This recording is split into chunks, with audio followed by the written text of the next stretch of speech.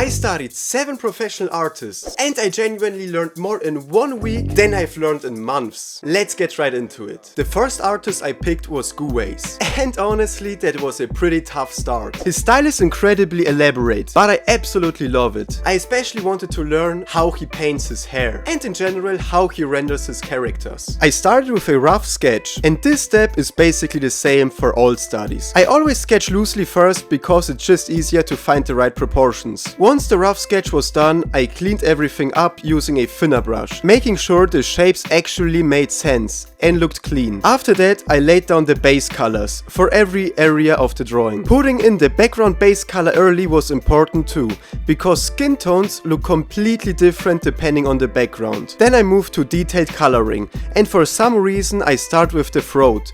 Don't ask why, it just felt comfortable. Overall, I worked from the bottom up. Next was the classic Guways jacket. For that I used a hard brush with low opacity to mimic his texture strokes. Then I moved to the face. I started with the mouth and blocked in rough skin tones. Darker tones at the top of the face, brighter tones around the nose. Obviously I used orange tones for the glasses and their shadows. After that I worked on the eyes. First the sclera, you know, the white part, then the shadows, the iris, and finally the highlight. Once the eyes were done, I went back to the skin and softened all the harsh edges, because skin is almost always soft. Then comes the part I think is extremely important. I added a transition between the darkest and lightest area of the face, especially visible on the nose. That transition makes the skin looks much more believable. Last but not least, the hair. At that time I really struggled with drawing hair, so I paid extra attention to this. I start with the braid and simply try to follow the movement I saw in the reference.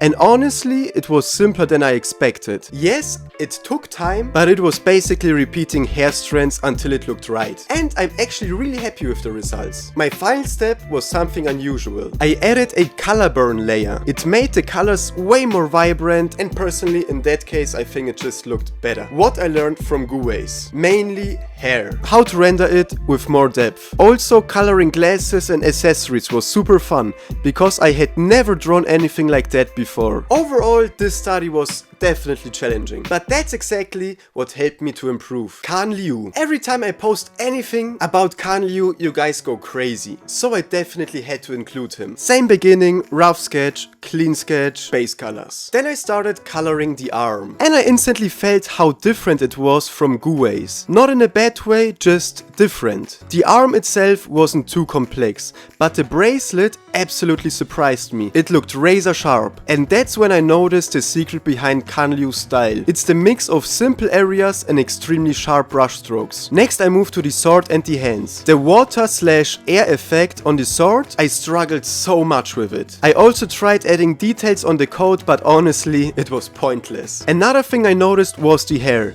Compared to Guways, it is incredibly simple. Basically just black with a few slightly lighter areas. For realism. Super simple but super effective. The face is also mostly colored with just one bright orange highlight near the edges. But the face still doesn't look boring because of the war paint design. So here the focus wasn't the rendering, it was the design. Finally the eyes, very simple, nothing overly detailed. What I've learned from Can Liu: choose your detailed areas intentionally, like the bracelet, and absolutely less is more, especially with hair. It's literally just black, but it looks amazing, or let's say believable. And by the way, if you're enjoying this video, I would highly appreciate if you would like this video and subscribe to my channel. For the third study, I picked vlog. Rough sketch, clean sketch, then colors. I added the brighter tones first to find the right values, and for some reason I really struggled with this portrait. After that I moved to the darker tones, then the hair, which I rushed way too much. The hair honestly looks terrible, but I did spend time painting all the jewelry, and that definitely leveled up the drawing. It was also extremely annoying because there was so many tiny pieces. The crystals were fun to paint though, and they turned out better than I expected. Last step, the eyes, and again I added a color burn layer to warm up the drawing. I don't love the final result, but I definitely learned something, and that is making your characters interesting with accessories, especially jewelry. It can massively improve your artwork. My next study was this drawing from Lowish, a piece almost everyone seen before. And honestly, it was one of the hardest studies of this week. Same start, rough sketch, clean sketch, then base colors. I start with the arm, but everything felt strange, especially the colors. The values were hard to balance, the hand was also a challenge. You know, hands are always pain. Then the face and finally the hair. Here is the final result and I'm pretty happy with it, but I'm very happy that this drawing was over. But nevertheless, what did I learn from Lowish? Using unusual colors like blue for the skin can still look completely believable. And overall, color choice is insanely important. For day 5, I studied Sam Does Arts. He's known for his stylized girls, but what I love even more is when he draws realism. You know what I mean, like this picture or this one or this one. I just love his art style. Same routine, rough sketch, cleaner sketch and base colors. But Sam was a crucial point for me,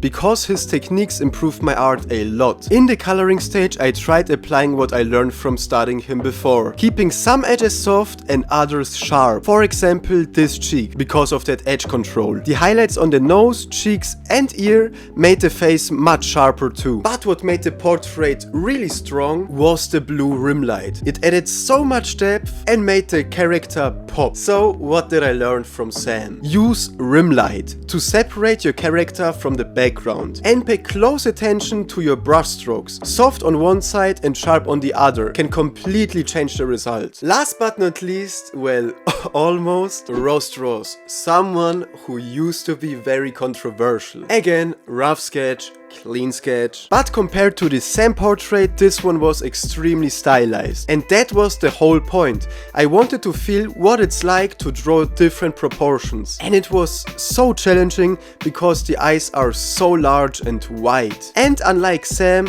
the skin here is incredibly soft. Almost no sharp edges at all. But instead we had a cool crown and earring, which connects back to what we learned from Vlog. Interesting accessories equals interesting characters. And now the final study, the one that took me the longest, Raphael. This time I drew a core character from my childhood, Hiccup from How to Train Your Dragon. And let me tell you, the armor was a nightmare. Like, I was so dumb drawing it. You can see all those little scales, right? And I was so stupid enough to draw every single one of them instead of drawing one and, you know, just copy paste it over the whole armor. No, I drew every single scale at once, like every single one, you know.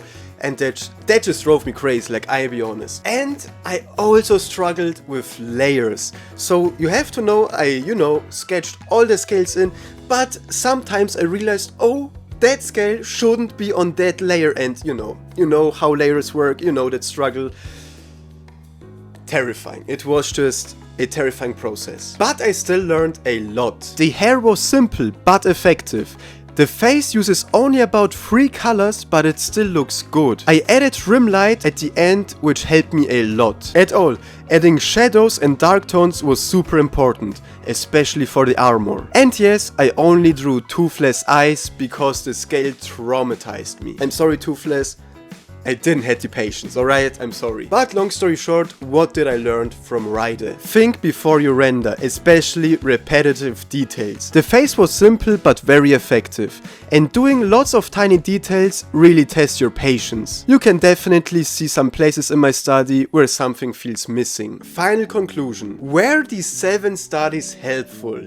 Yes. Not only because my skill improved, but because it was incredibly interesting to explore all these different artists and feel their approaches. Each study felt completely different and I could clearly see what each artist prioritizes in their work. I'll definitely try to apply everything I learned, but not just the colors or rendering techniques, but also the little things around your character. Like for example jewelry, or especially jewelry, like because of Vlog and because of the Roast Draw study, I realized how actually important it is to make your drawing way more interesting. I hope you could learn anything from this video today, and if you like this video, I would highly appreciate if you would like this video, subscribe to my channel and write in the comments which artist should I study next, or who are your inspirations. See you in the next one and peace out.